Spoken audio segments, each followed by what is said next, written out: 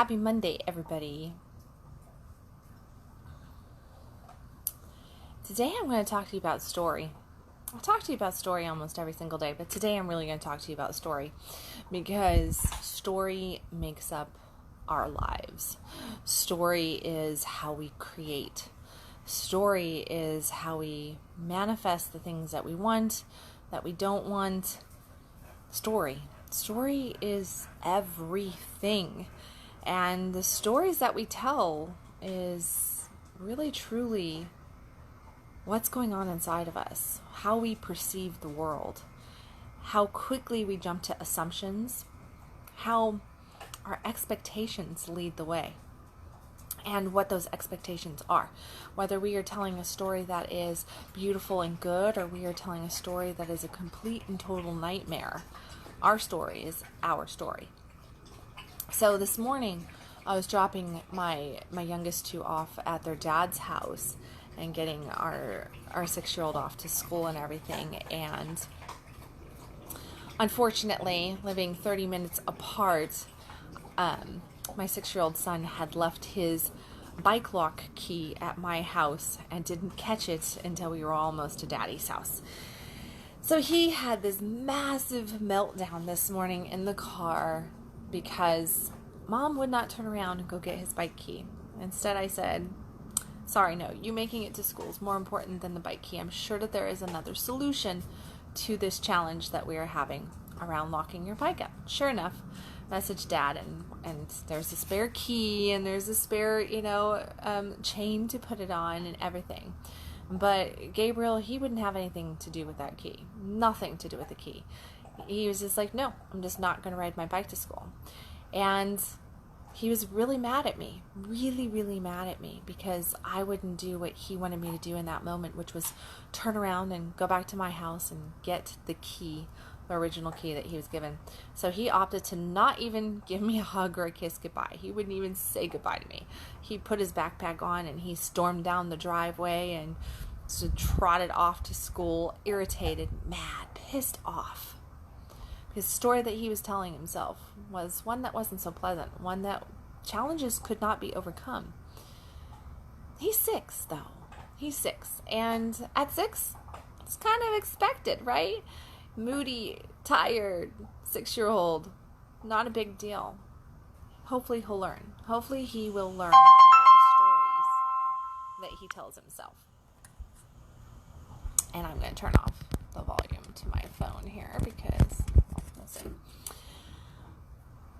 Now, with this, we also discovered that there are tablets that go house to house, back and forth, that I forgot those this morning. I forgot their tablets this morning, and here's the thing. They don't use their tablets at my house. Because at Mom's house, we're blowing and going, and we're going and living and doing and experiencing. It is adventures and growth and life experience. That's how I raise my children, is to really each day go and experience a new aspect of life, something fun, something new, be outside, interacting with people, exploring nature. At Dad's house, it's more electronics.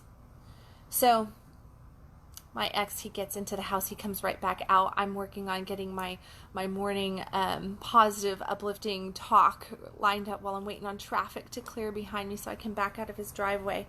And he comes up to me and he's like, tap, tap, tap. And I rolled down the window. I was like, yeah, what? He goes, where are the tablets? Where are the tablets? And I was like, oh, yeah. First time in a year and a half that I forgot tablets. And I just didn't think about them. We didn't even use them. Didn't think about them. They're sitting exactly where I left them when I took them out of their bags that go back and forth. And he looked at me and he says, I need those tablets. I need those tablets. I was like, okay. I said, well, it was definitely a Monday morning at my house.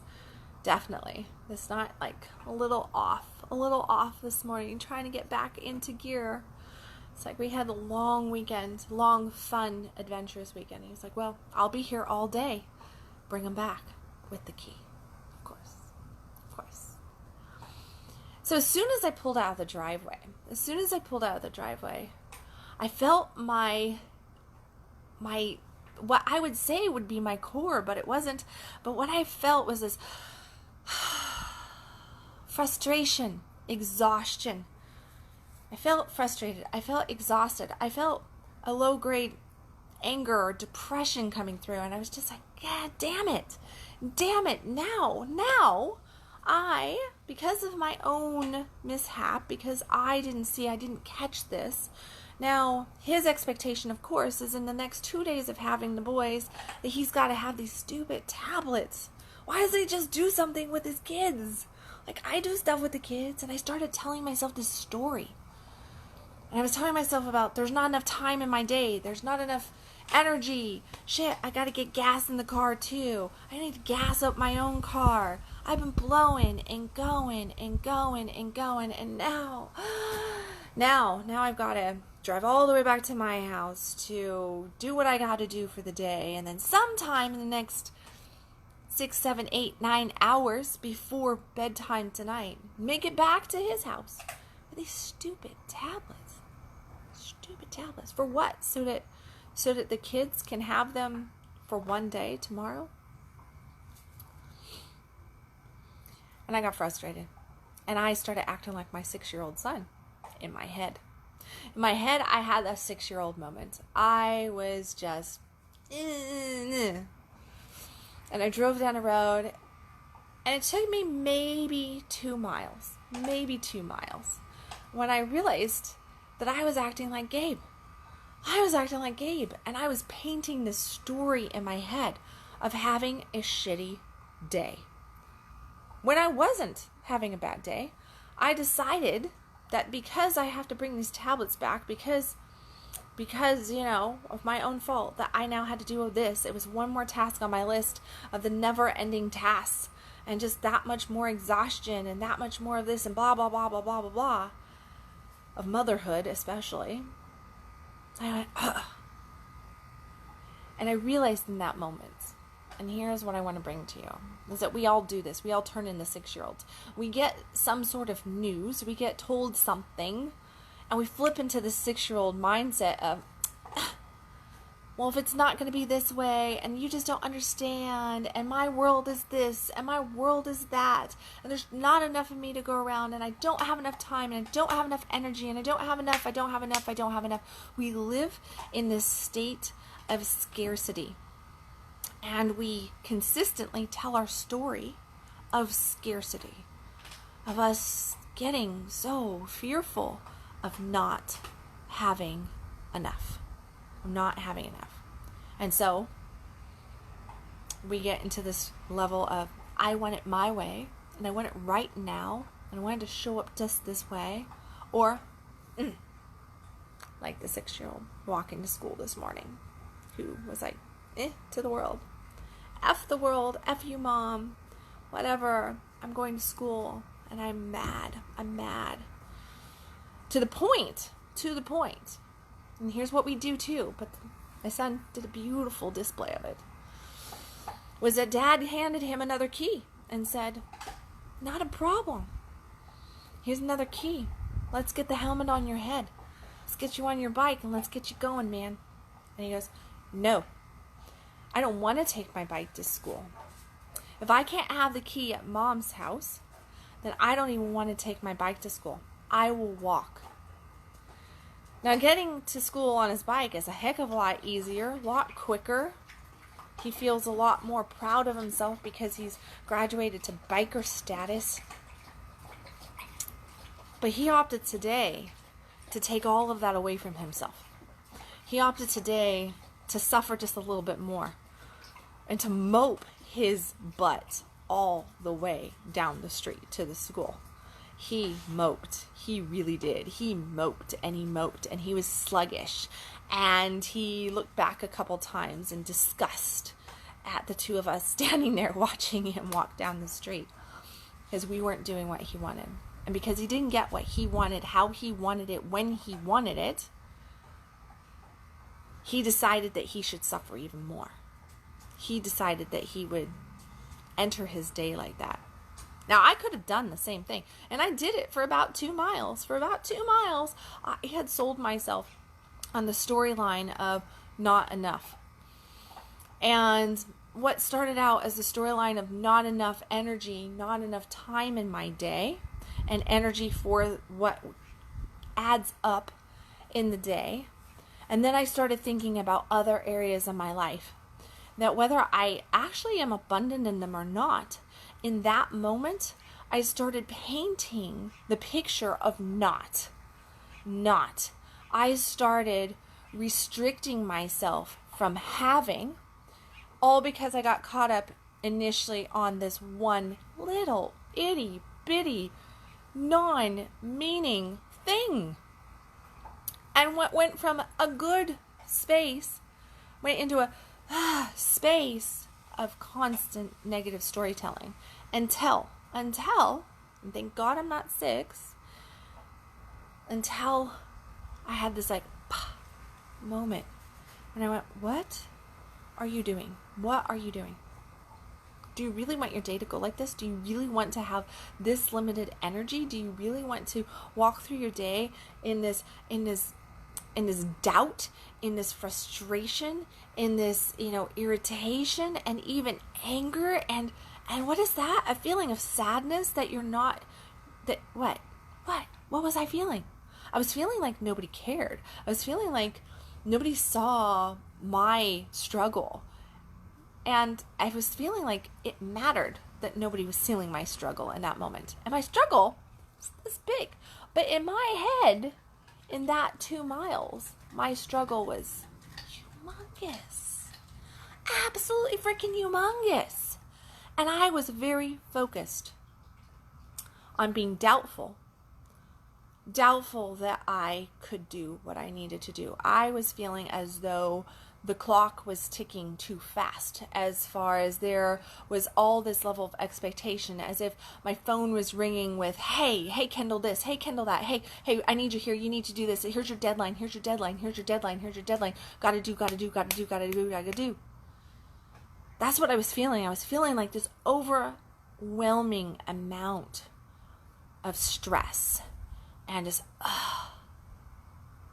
But when I came into this moment of, oh, what am I doing? What am I doing to me? Oh, let's not get too reactive about what's going on and run down that path of scarcity, run down that path of doubt and fear and just all of this negative energy that's just going to pull it all down. That's actually going to manifest that. No, let's actually be proactive. And let's pause for a moment, because sometimes the most proactive thing you can do is pause.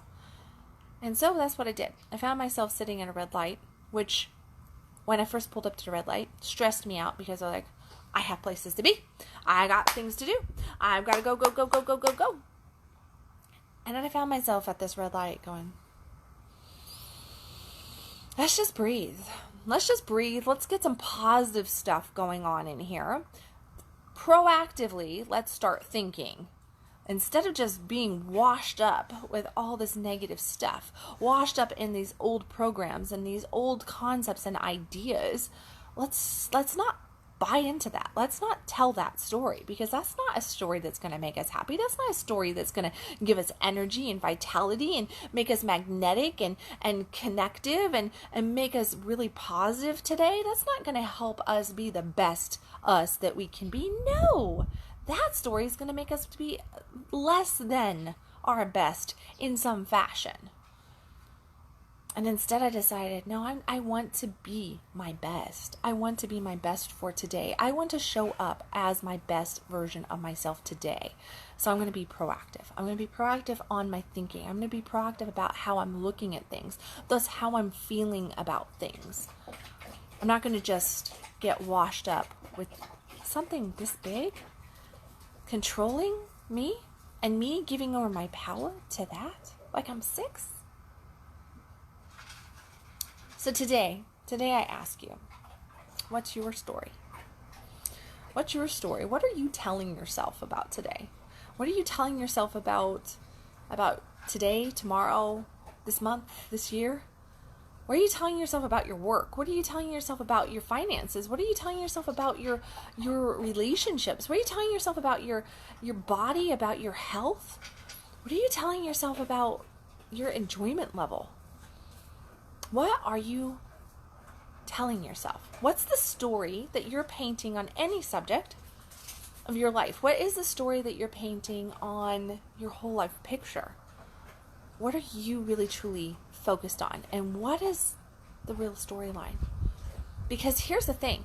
If you're telling yourself a drama and trauma tale, if you're really painting that picture and you're getting wrapped up in it, and even if you've been there, even if you've lived it, even if you've been through it, and you can still feel a fragment of it holding on, you have a choice right now in this very, very moment.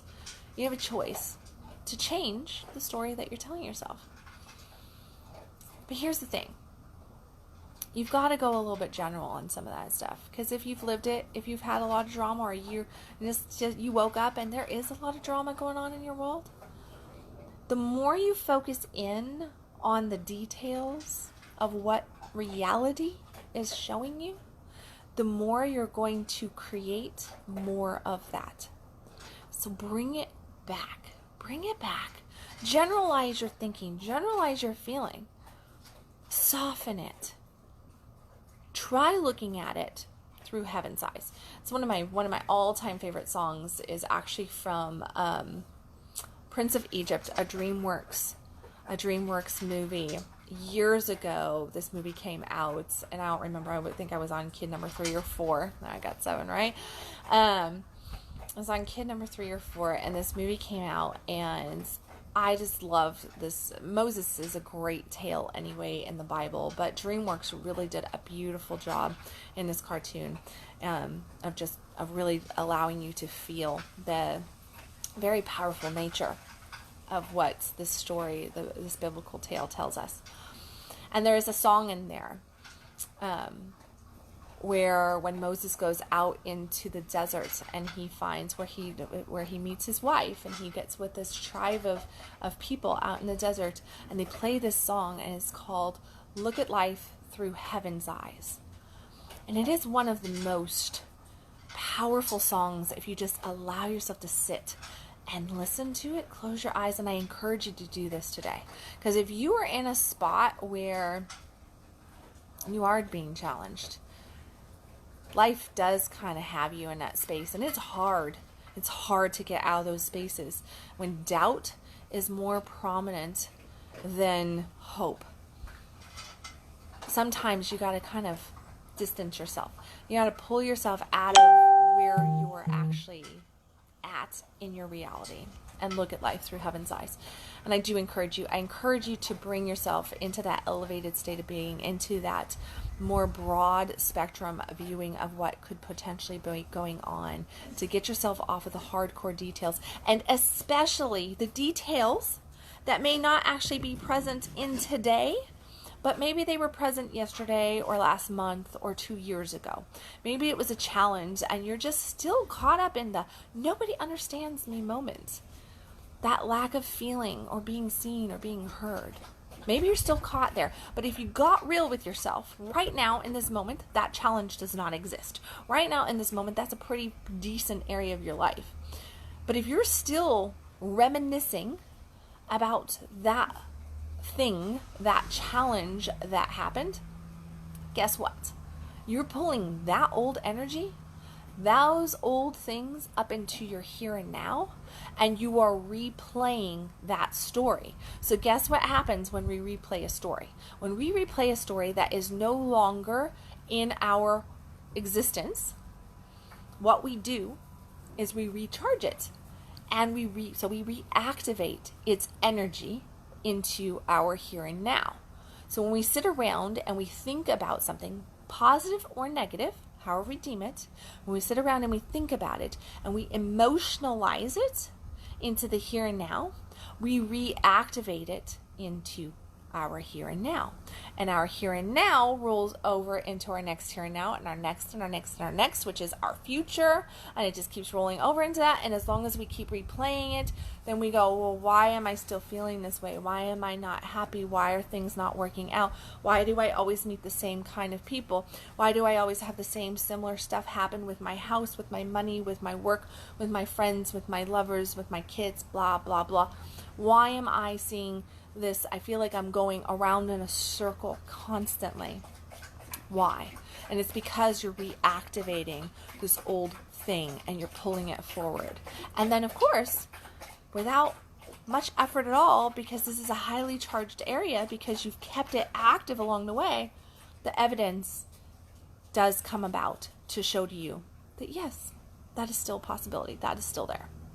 But it all stems from the stories, whether they are active, like in your current, or you're activating them from the past, that your stories are what is creating your right now. Okay? So, what story are you telling yourself? Ask yourself that today. Really, really look at it. And of course, if you want any assistance on that, if you want to go deeper with it, if you really want to like clear out that activation stuff, and you want to go, no, I want to activate positive. I want to activate that fuck yes life, Kendall. That's what I want. I want that fuck yes life. I'm tired of being sick and tired. I'm tired of just going around and doing the same thing over and over again and expecting different results. I feel crazy doing that. And yes, that is the definition of craziness, right? To do the same thing over and over again and expect different results. Yet we do that because change is so hard, because we don't understand how we can release this stuff, how we can let go, how we can just turn our back on it and demand something new, demand something better for ourselves, tap into a new storyline, play a new record, create that fantasy life through fantasizing about it instead of getting caught up in that nightmare back there and activating it into our here and now. If you want help on that, that's exactly what I do with people. Do that with men, women, couples, people in business. You need help in that area. Yeah, let's get you activating the things that you actually want and focused on the things that you want, bringing hope, bringing passion, bringing desire into your life instead of lack of vitality, lack of energy, just that frustration. So you're not walking down your street like my 6-year-old was this morning, going and living more of a nightmare, making yourself struggle a bit more. The way you get out of the struggle is to step forward and choose a different path. Message me if you would like more information on that, or click on the link in the comments section. Of course, fill out the consult there. I am accepting one-on-one clients right now. I have a few spots for my elite one-on-one programs and packages, so you're more than welcome to message me right there. And as always, stop existing, start living. You can follow me at www.kendallwilliams.com. And if you want more of this, guess what? Addison Bell and I will be. It is Free Spirit Day. We will be talking on Free Spirit Talks today about whatever topic, once we come together and discuss that, whatever topic we so choose, which is very free-spirited of us, right? Join us at Free Spirit Talks here on Facebook at noon Central Time. See you there.